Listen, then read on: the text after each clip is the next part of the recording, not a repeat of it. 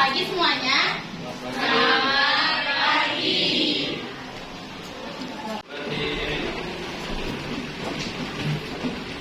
Berapa menjadi umat? Om Swastiastu. Oke, teman-teman, sebelum kita memulai kegiatan pelajaran dunia pada pagi hari ini, maka dari kita berdoa secara teman saya masing-masing. Doa silakan.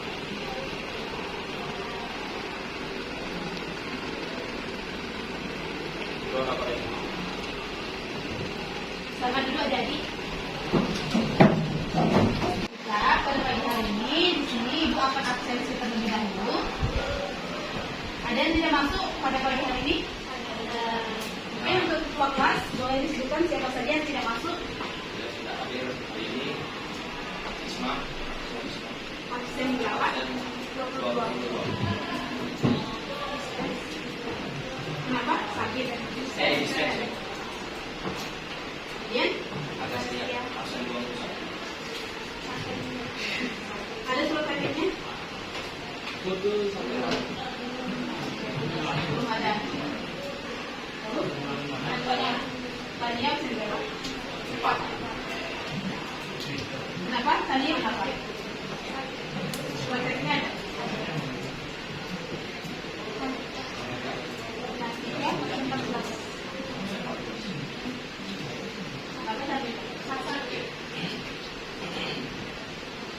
Itu aja? Berarti ada 3 siswa yang sakit, 1 siswa yang dispen.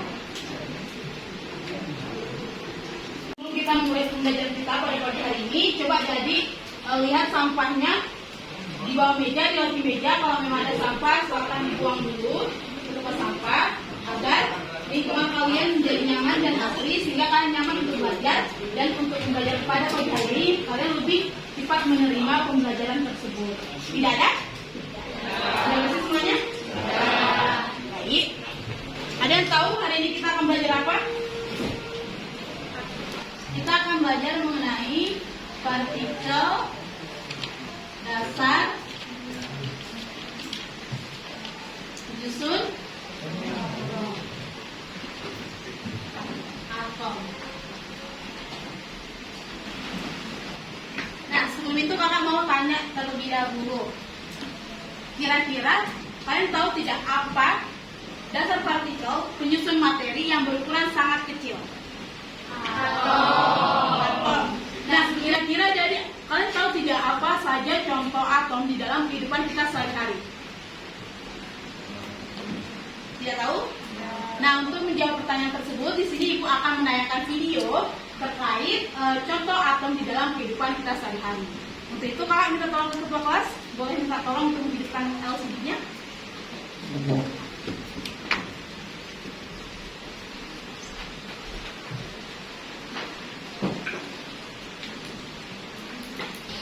Nah, jadi di sini Ibu akan menayangkan video terkait contoh atom di dalam kehidupan kita sehari-hari.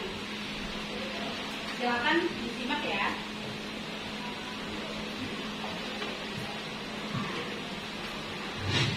Alam semesta begitu penuh dengan misteri, khususnya buat benda penyusun kita semua bernama atom. Jadi, sekecil apa dunia ini itu?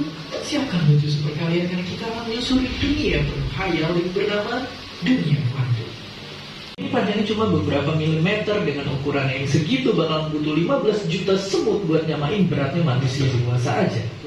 Terus, oke, sebelum kita buru-buru ke atom, itu baru benda-benda yang masih kasat mata.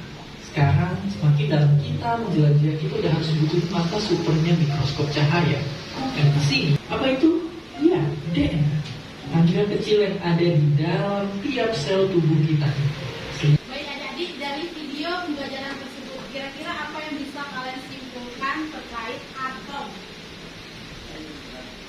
Namanya siapa? Bukan. Jadi yang dapat saya tunjukkan adalah atau merupakan partikel berukuran yang sangat kecil yang tidak dapat dilihat secara langsung.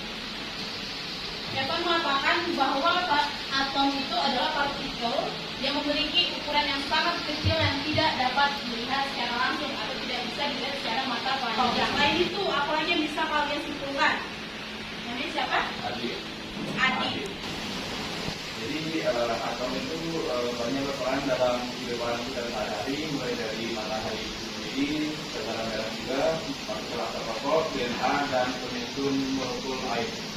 Nah, dari Adi juga mengatakan bahwa atom ini juga sangat berperan besar dalam kehidupan kita, seperti pada sel darah merah yang ada di dalam tubuh kita. Kemudian pada partikel asap rokok dan juga air. Nah, sekarang kalian sudah tahu ya Adi bagaimana gambaran atom di dalam kehidupan sehari-hari. Pasti kalian juga menggunakan sunscreen kan? Kira-kira sunscreen ini berfungsi untuk apa? Satu orang dong. Ayo, siapa yang bisa? Mungkin dari hanya untuk melindungi kulit dari paparan sinar matahari atau dari sinar UV. Nah, kalian tahu Adik bahwa ternyata sunscreen ini merupakan contoh dari nanoteknologi di dalam bidang kosmetik. Nah, kira-kira apa sih hubungannya atom dengan sunscreen tersebut? Seperti yang kita sudah pelajari ya Adik, bahwa atom itu kan merupakan ukuran yang kecil, tetapi sangat berperan besar dalam kehidupan kita.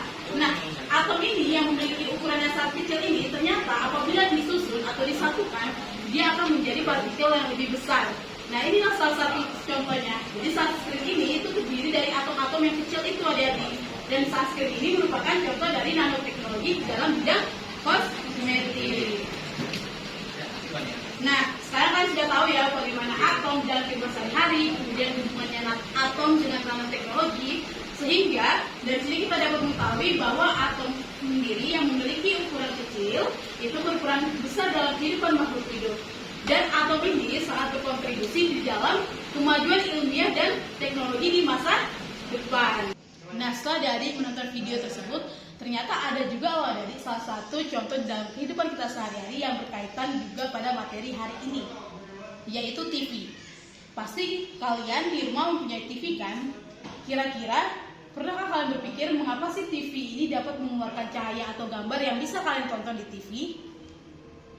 Ya, jadi pada zaman dulu atau mungkin kalian masih tahu TV tabung, yang mana TV tabung itu dia mempunyai atau menggunakan tabung sinar katoda. Seperti ini gambarannya, tabung sinar katoda. Yang mana TV tersebut yang ada di tabung sinar katoda, ketika dia mengeluarkan cahaya atau gambar, dia menggunakan prinsip adanya katoda dan anoda. Lalu apa itu katoda dan anoda?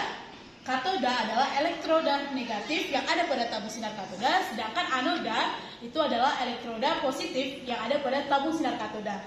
Yang mana elektroda katoda dan anoda inilah yang sebagai pengetahuan prasyarat kalian untuk pelajaran pada hari ini, yaitu partikel dasar penyusun atom. Jadi ada 3 tujuan ya Adik untuk pembelajaran kita pada pagi hari ini. Yang pertama, kalian harus bisa menganalisis penemuan dari elektron, proton, inti atom dan neutron. Kemudian yang kedua, kalian juga harus mampu menentukan rotasi atom berdasarkan jumlah proton, elektron dan neutron. Dan yang terakhir, kalian harus mampu menentukan perbedaan dari isotop, isobar dan isoton. Nah, sekarang Ibu akan membagi kalian menjadi 6 kelompok sesuai kelompok sebelumnya. Dari adik-adik boleh dulu sesuai kelompoknya sekarang.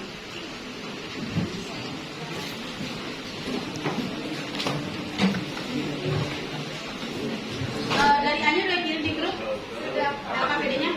Sebelumnya kan Ibu sudah bilang ya dari satu kelompok membawa laptop 1. Ayo laptopnya dibuka dulu.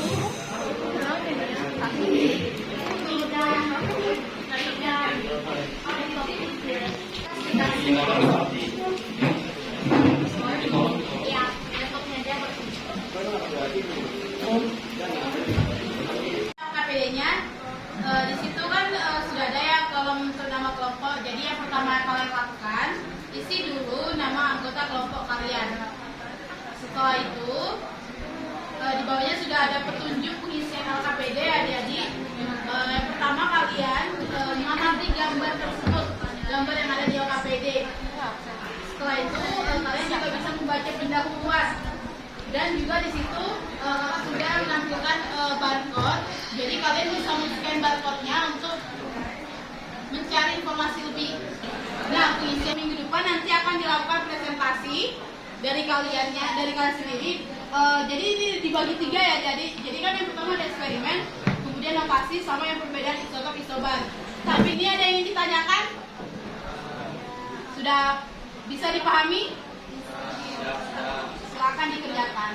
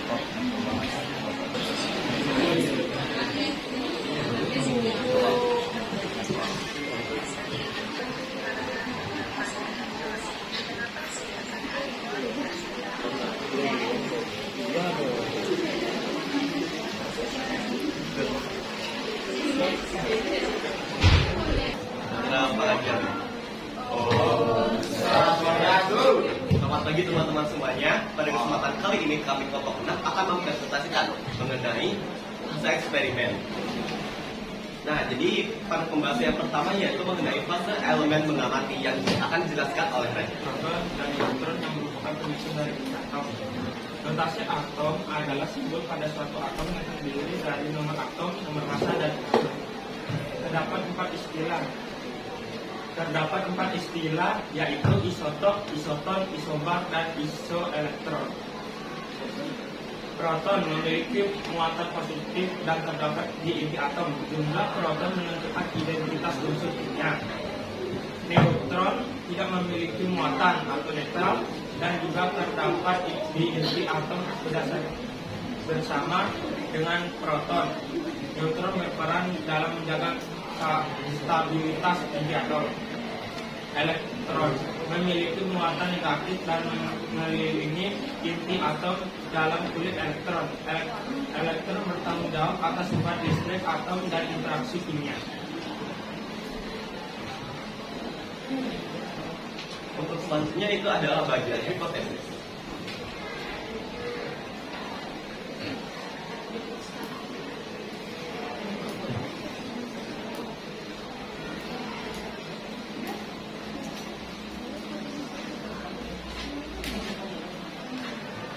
Selanjutnya yaitu adalah hipotesis.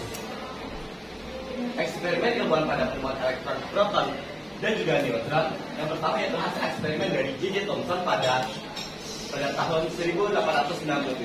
Pada percobaan sinar katoda menunjukkan bahwa sinar katoda bermuatan negatif karena terjadi pembelokkan sinar ke arah positif medan listrik yang diberi nama elektron. Selanjutnya yang kedua yaitu hasil eksperimen dari Eugene Goldstein pada tahun 1886 yang dimana hasil percobaan itu menunjukkan bahwa sinar terusan merupakan radiasi partikel yang bermuatan positif dalam medan listrik dibelokkan ke kutub negatif.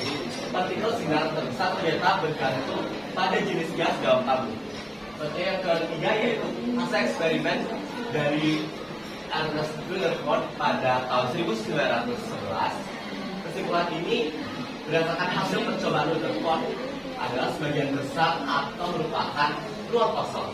Inti atom menempati ruang yang sangat kecil serta muatan positif dan massa atom terkonsentrasi di inti atom.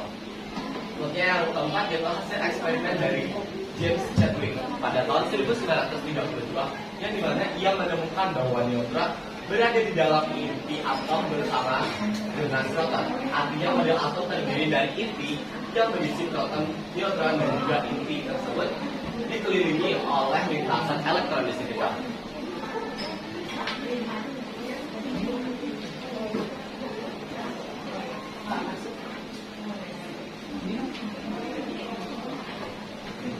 Untuk selanjutnya akan dijelaskan oleh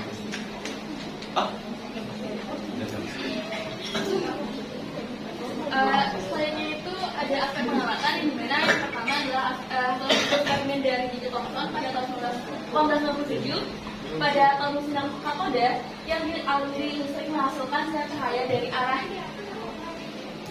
arah katoda ke anoda dan diuji dengan medan listrik mengalami pembelokan sinar ke arah sudut positif medan listrik. Lalu F-nya itu ada medan listrik yang FT akibat yang teramati adalah mol sinar katoda. Lalu FK tersebut adalah sinar yang dihasilkan. Lanjut ke penelitian Robert Anderson pada tahun 1918 yang diberi nama tetes unikan, yaitu menyemprotkan minyak ke dalam tabung yang bermuatan listrik dan minyak tersebut dan dalam tabung yang bermuatan listrik dan minyak tersebut diberi muatan negatif. Lalu FB itu adalah minyak yang diberi muatan negatif. FT-nya itu adalah tetap minyak listrik yang cukup positif medan listrik. Lalu FK tersebut adalah muatan elektron dan massa elektron. Selanjutnya, lalu hasil penelitian Egoxim pada tahun 1886 pada tabung gas yang memiliki katoda kemudian diberi lubang-lubang dan diberi muatan listrik. FP-nya itu adalah muatan listrik, lalu di FT-nya itu adalah terbentuknya elektron yang menuju anoda, dan FK-nya itu adalah terbentuknya sinar positif yang menuju arah berlawanan melewati lubang pada katoda. Selanjutnya adalah penelitian Ernest Rutherford dilakukan oleh James Chadwick pada tahun 1932 dengan melakukan penambahan partikel alfa pada inti atom iridium. Lalu FB itu adalah partikel alfa dan FT-nya itu adalah terbentuknya radiasi partikel udara berdaya tembus tinggi dan tidak dikeluarkan oleh medan magnet maupun medan listrik. Dan FK tersebut adalah terbentuknya partikel radiasi tidak bermuatan apapun. Adapun eksperimen ilmuwan dalam penemuan elektron, proton, inti atom dan neutron. Data analisis yang pertama elektron, penemuannya pada tahun J. Thomson 1897. Itu hasil percobaannya. J. Thomson membuktikan bahwa ada partikel bermuatan negatif dalam suatu atom karena fakta yang hukum adalah sinar tersebut dapat dibelokkan oleh medan listrik menuju kutub positif yang disebutkan dengan elektron.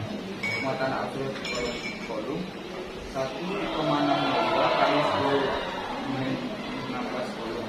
Untuk relatifnya min1 dan masanya dan masa yang kilogram 9,11 kali 10 kilogram dan untuk SMA-nya 0. Dan yang kedua ada proton, penemuannya pada tahun Eugene Goldstein pada tahun 1846. Hasil percobaannya, Rutherford menemukan bahwa sebagian besar sinar alfa menembus emas tanpa dibelokkan, tapi beberapa dibelokkan dengan sudut yang besar. Dari hasil ini, dia menyebutkan bahwa massa atom terkonsentrasi di inti kecil yang bermuatan positif, dikelilingi oleh elektron yang bermuatan negatif. Model atom Rutherford ini menjadi dasar. Dan untuk muatan absolut volumenya 1,6 kali 10 kali 10 min 19 volum, relatifnya plus 1, dan untuk massa kilogramnya 1,652 kali 10 min 27 kilogram. Untuk SMA-nya 1. Nah, jadi sekarang kita akan masuk ke dalam fase evaluasi dan refleksi.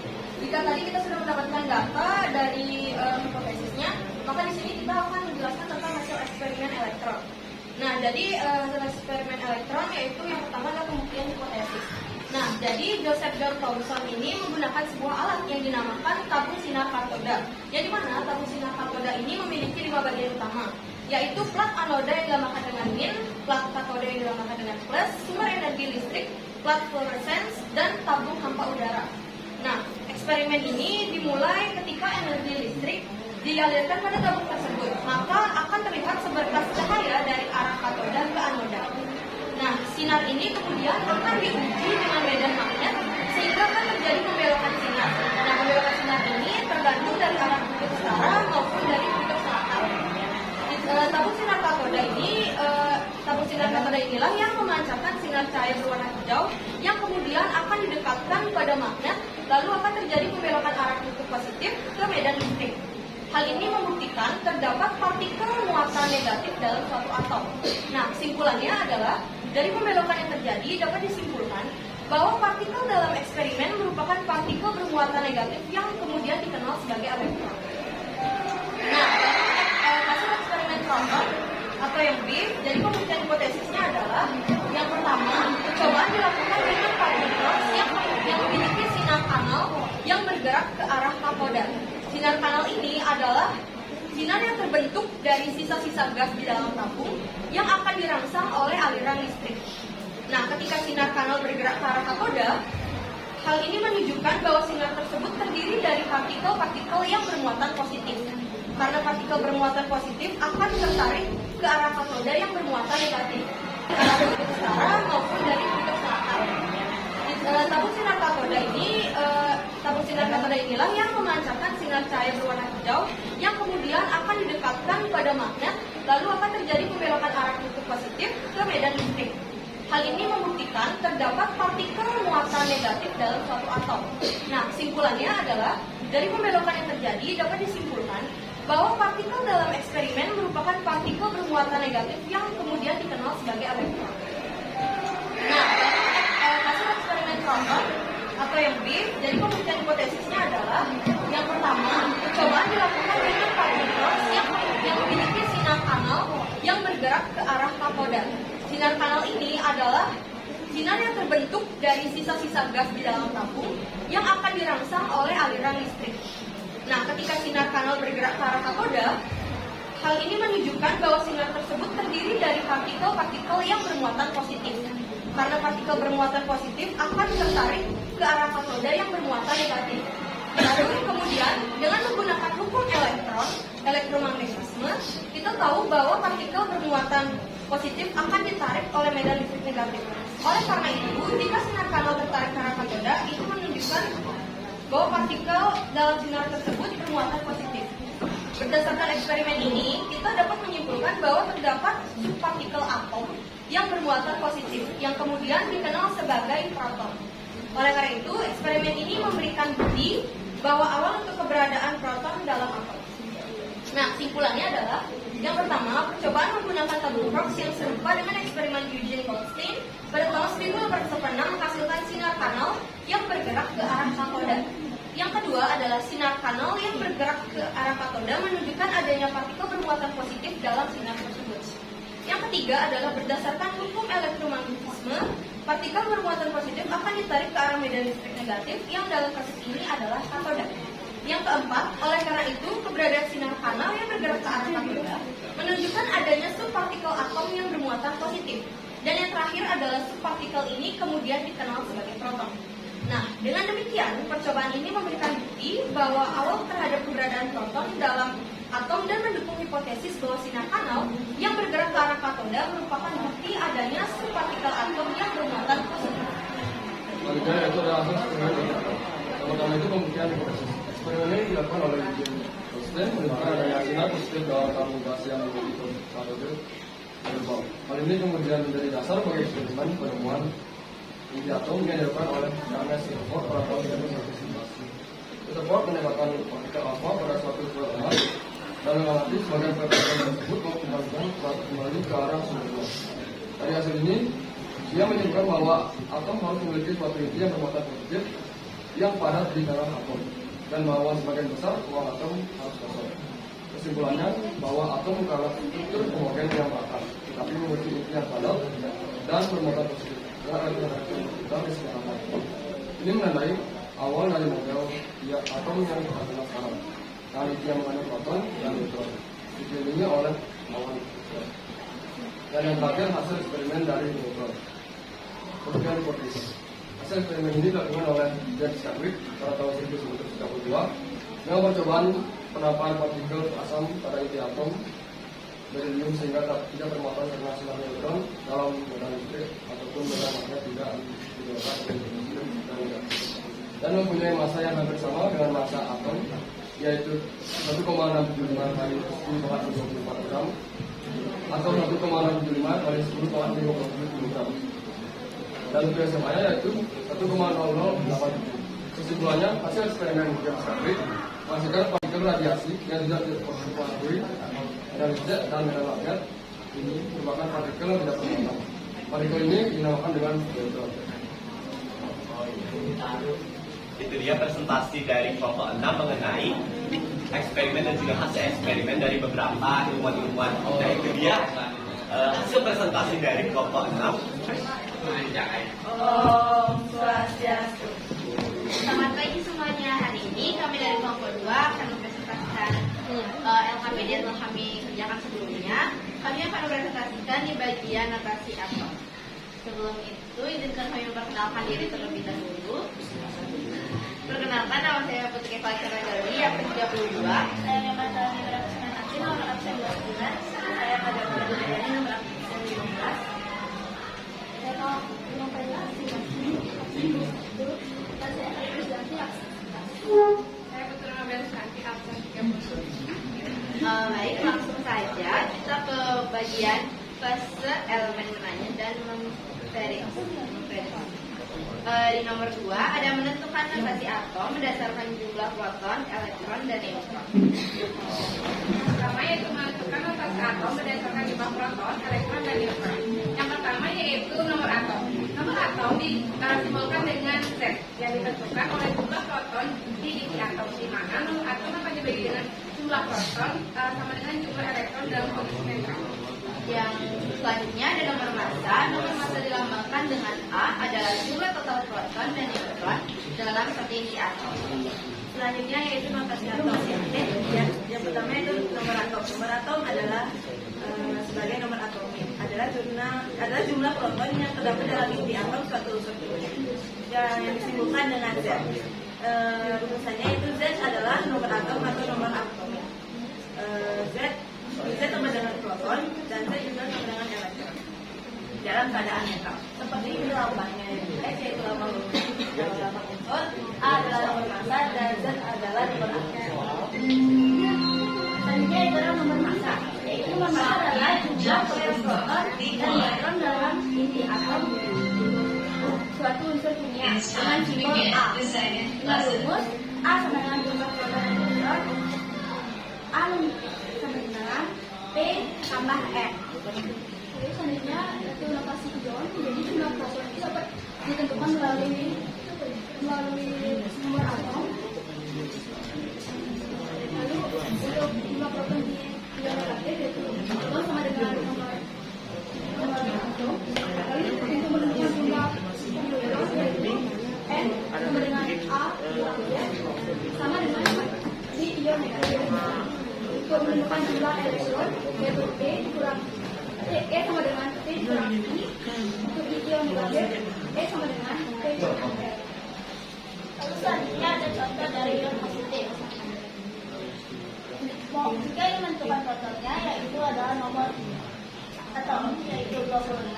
Lalu elektronnya adalah nomor atom dikurangi dengan 3 karena dia itu melepas 3 elektron.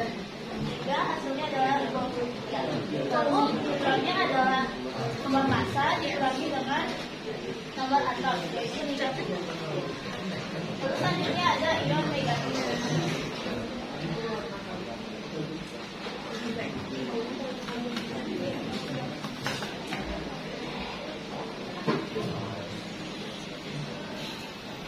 Nah, di ion negatif ini dia itu menangkap elektron sehingga P-nya atau protonnya adalah 8 karena nomor atomnya juga 8. Lalu elektronnya adalah 8 ditambah dengan 2 karena dia menangkap 2 elektron. Dan neutronnya adalah 16 yaitu nomor massanya dikurangi dengan nomor atomnya.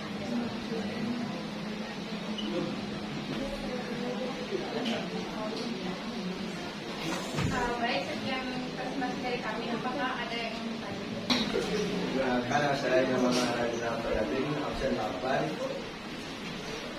Apakah fungsi nomor atom dan nomor massa? Terima kasih. Jadi salah satu fungsinya itu untuk membedakan suatu unsur dengan unsur yang lain. Jadi kan kalau misalnya beda-beda nomor massa jadinya atau juga itu unsurnya beda. Bagaimana jawabannya yang bisa diterima? Bisa. Sekian presentasi dari kami. Kami mohon maaf jika ada kekeliruan dalam presentasi kali ini. Kami itu benar para peserta.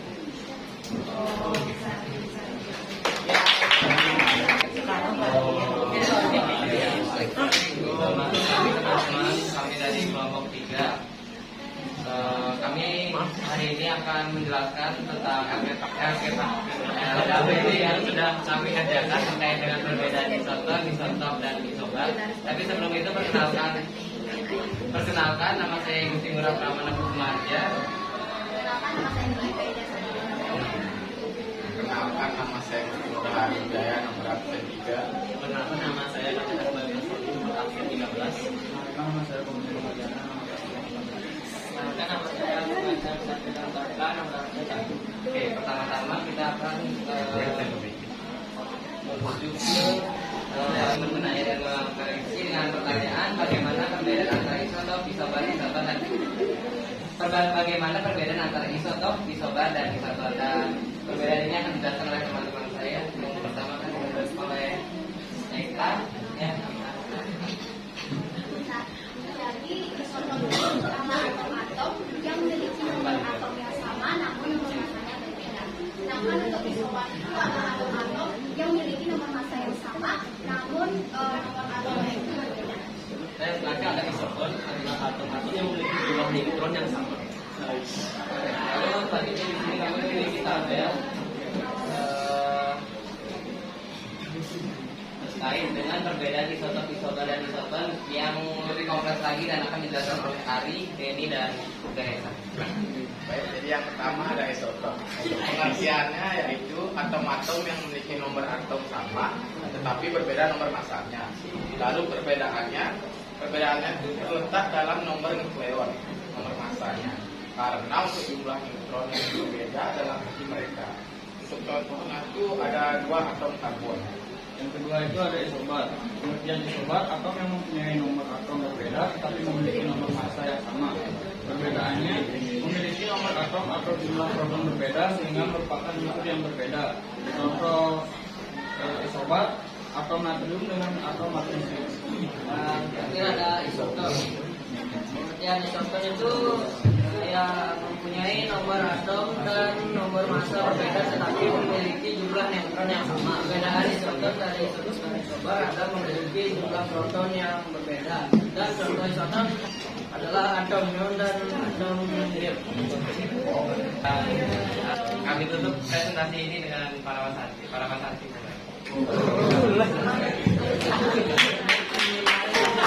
Jadi dari eksperimen ada 4 eksperimen yang dilakukan. Yang pertama itu adalah eksperimen yang dilakukan oleh Thomson, di mana kesimpulannya Thomson ini pada percobaan sinar katoda bermuatan negatif yang dinamai dengan elektron. Lalu yang kedua itu adalah eksperimen Thomson, di mana kesimpulannya terdapat penemuan sinar bermuatan positif yang disebut sebagai proton. Lalu yang ketiga ada eksperimen penemuan inti atom yang dilakukan oleh Rutherford, di mana kesimpulannya sebagian besar atom merupakan ruang kosong. Inti atom menempati ruang yang sangat kecil serta bermuatan positif dan massa atom berkonsentrasi di inti atom. Lalu eksperimen yang terakhir itu adalah eksperimen yang dilakukan oleh Chadwick, di mana ia menemukan neutron pada sebuah partikel netral yang merupakan komponen inti atom bersama dengan proton. Lalu yang kedua ada notasi ion dan juga notasi atom. Jadi di notasi atom itu terdiri dari nomor atom dan juga nomor massa. Nomor atom merupakan jumlah proton yang terdapat dalam isi atom suatu unsur kimia, sedangkan nomor massa merupakan jumlah total proton dan juga neutron dalam inti atom. Lalu yang terakhir itu adalah isotop, isobar, dan isotor. Jadi isotop itu merupakan unsur yang memiliki nomor atom yang sama namun memiliki nomor massa yang berbeda. Lalu yang kedua ada isobar, di mana isobar ini merupakan unsur yang memiliki nomor massa yang sama namun nomor atomnya berbeda. Dan yang terakhir itu adalah isoton, di mana isoton ini merupakan unsur yang memiliki nomor atom dan massanya berbeda namun memiliki nomor proton. Silakan beri tepuk tangan. Nah, sekarang Ibu akan memperkenalkan kalian aplikasi atau PET simulation. Kalian sudah tahu apa PET simulation? Pernah mendengar PET simulation?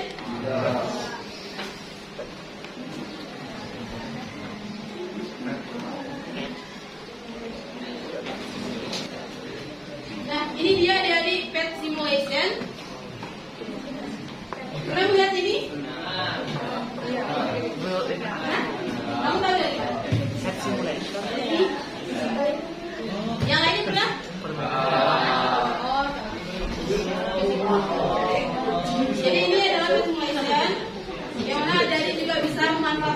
sebagai media pembelajaran kalian agar kalian lebih memahami bagaimana dari data isobar dan isotron, kemudian juga kalian juga bisa memahami dari nomor atomnya, nomor atom dan nomor massa.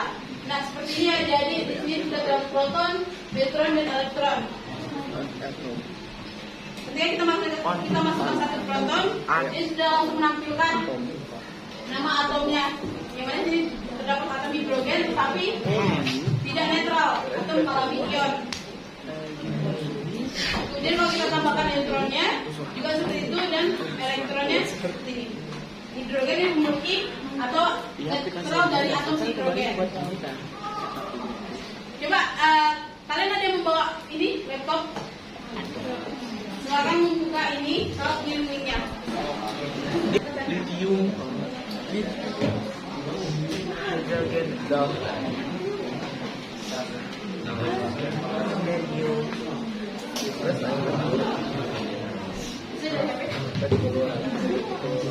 Nah, jadi bisa yang melatih untuk notasi atom dan juga isobar isobar dengan menggunakan aplikasi ini, Information.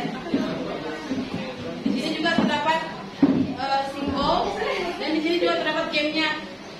Game. Ya. Apa sih? Kau pulang nggak? Gimana?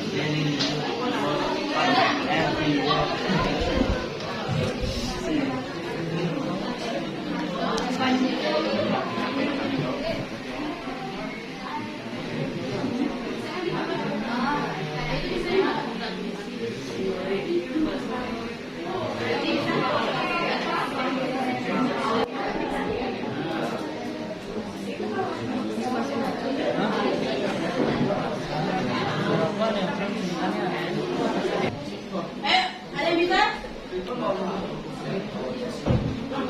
Proton 8, neutron 8,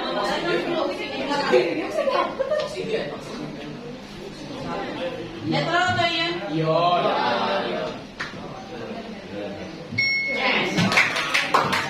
Udah berapa ini? 4 ya? 4. Lagi satu orang berarti. Iya.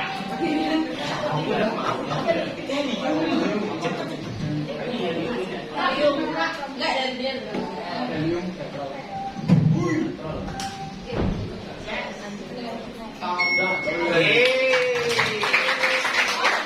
Dia bisa jawab 5 orang yang sedang setelah nama kakak ya. Nah, mungkin Ibu di sini akan memberi penguatan kalian sedikit mengenai eksperimen. Jadi yang pertama yaitu tadi kita bahas mengenai elektron. Jadi karena memang PowerPoint kita tiba-tiba rusak dan tidak bisa digunakan, mungkin adik-adik bisa menggunakan atau mengakses PowerPoint yang sudah Ibu berikan ke ketua kelas dan sudah diberikan ke kalian. Nah, coba adik-adik lihat PowerPoint yang sudah diberikan. Nah, jadi yang pertama kita membahas tadi mengenai penemuan dari elektron. Jadi penemuan elektron itu ditemukan oleh Thomson atau Joseph John Thomson. Nah, dalam percobaannya Thomson ini menggunakan tabung sinar katoda untuk menemukan elektron. Jadi pada tabung sinar katoda, kalau kalian perhatikan adik-adik, di mana pada tabung sinar katoda itu terdapat elektroda katoda, kemudian ada elektroda anoda, dan juga ada power supply atau tegangan listrik. Nah, tabung sinar katoda ini atau tabung hampa udara ini, ketika Thomson memberikan tegangan atau suatu arus listrik yang sangat tinggi, dia menghasilkan suatu sinar yang merambat lurus. Pada awalnya dia menghasilkan sinar yang merambat lurus. Kemudian dari sini Thomson menguji kembali adik-adik dengan menggunakan pengujian medan listrik dan medan magnet. Nah, dari pengujian tersebut, sinar yang dihasilkan itu mengalami pembelokan. Jadi pada awalnya sinar itu merambat lurus dari katoda ke anoda. Dan ketika diuji dengan medan listrik atau medan magnet, sinar tersebut mengalami pembelokan ke arah positif medan listrik. Sehingga dari sini Thomson menyimpulkan bahwa sinar yang dihasilkan itu bermuatan negatif karena dia mengalami ketertarikan dengan muatan positif medan listrik dan dinamai oleh Thomson yaitu elektron. Nah, seperti itu. Nah, selanjutnya yaitu kita masuk ke eksperimen penemuan proton, yang mana pada eksperimen penemuan proton ini yang dilakukan oleh Eugen Goldstein. Nah, Goldstein pada eksperimennya dia menggunakan tabung sinar katoda juga adik-adik. Tetapi Goldstein ini memodifikasi tabung sinar katoda, yang mana modifikasinya itu diberikan lubang pada elektroda katoda. Dan ketika tabung ini dialiri dengan tegangan listrik yang sangat tinggi, itu pada awalnya terdapat sinar dari katoda menuju anoda atau sinar yang ditemukan Thomson sebelumnya. Tetapi selain dari situ terdapat sinar juga adik-adik, bahwa ada sinar dari anoda ke katoda melewati lubang-lubang dari kanal atau lubang-lubang yang dimodifikasi oleh si Goldstein ini. Nah, dari sinilah si Goldstein ini menyimpulkan bahwa sinar tersebut bermuatan positif karena dari anoda ke katoda dan dinamai dengan proton oleh Goldstein.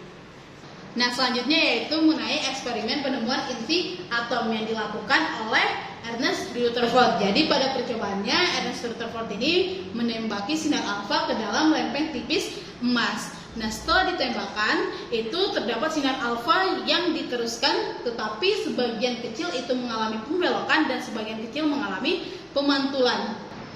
Dan setelah dianalisis lebih lanjut, Rutherford menyimpulkan bahwa di dalam inti atom itu terdapat ruang hampa. Dan untuk sinar yang mengalami pembelokan dan pemantulan itu disimpulkan bahwa di dalam inti atom itu terdapat suatu benda kecil tetapi memiliki massa yang sangat besar sehingga dapat memantulkan dan membelokkan sinar alfa tersebut. Nah, yang terakhir yaitu mengenai eksperimen penemuan neutron yang dilakukan oleh siapa?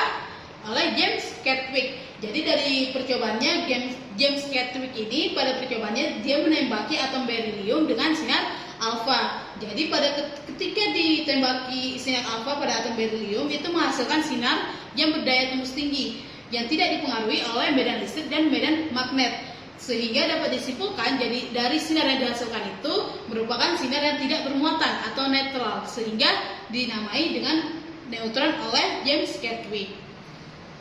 Nah, sekarang adik-adik sudah mengetahui ya bagaimana perbedaan dalam penemuan proton, neutron, dan juga elektron. Nah, dari ketiga hal tersebut juga adik-adik yang perlu kalian ketahui bahwa pada massa dan muatannya itu juga dilakukan percobaan dengan percobaan tetes minyak Millikan. Dari percobaan tetes minyak Millikan ini yang dilakukan oleh Robert Millikan itu untuk menemukan massa dan juga untuk memperoleh nilai yang tepat dari konstanta Planck. Dan adik-adik bisa melihat bagaimana proses pembuatan atau proses percobaannya yang sudah ada pada link YouTube yang ada pada LKPD, dan terdapat hasil dari muatan dan massa dari elektron, proton, dan juga neutron. Nah, selanjutnya yaitu mengenai notasi atom. Jadi di sini hanya memberikan muatan sedikit aja karena adik-adik juga sudah paham tentunya mengenai penulisan notasi atom.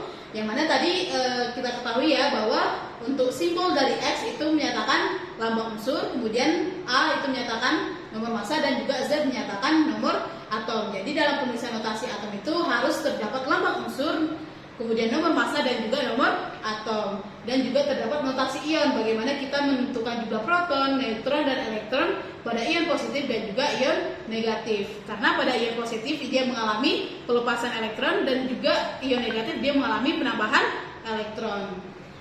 Nah, yang terakhir yaitu mengenai isotop, isobar, dan isoton, yang mana tadi isotop merupakan nomor atom yang sama tetapi nomor massanya berbeda, sedangkan untuk isobar dia mengalami kebalikan dari isotop, yang mana nomor atomnya berbeda tetapi nomor massanya yang sama. Dan yang terakhir yaitu isoton yang mengalami nomor atom dan nomor massa berbeda tetapi memiliki jumlah neutron yang sama.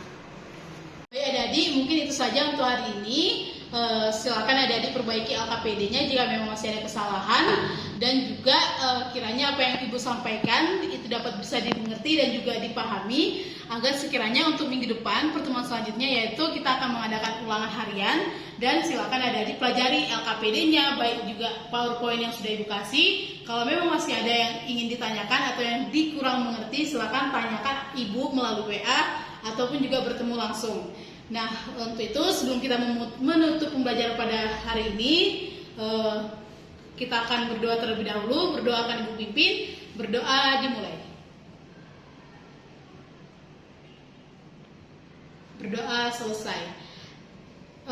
Untuk itu sebelum kita menutup pembelajaran, Ibu akan mengucapkan Paramahum Santi. Om Santi Santi Santi Om.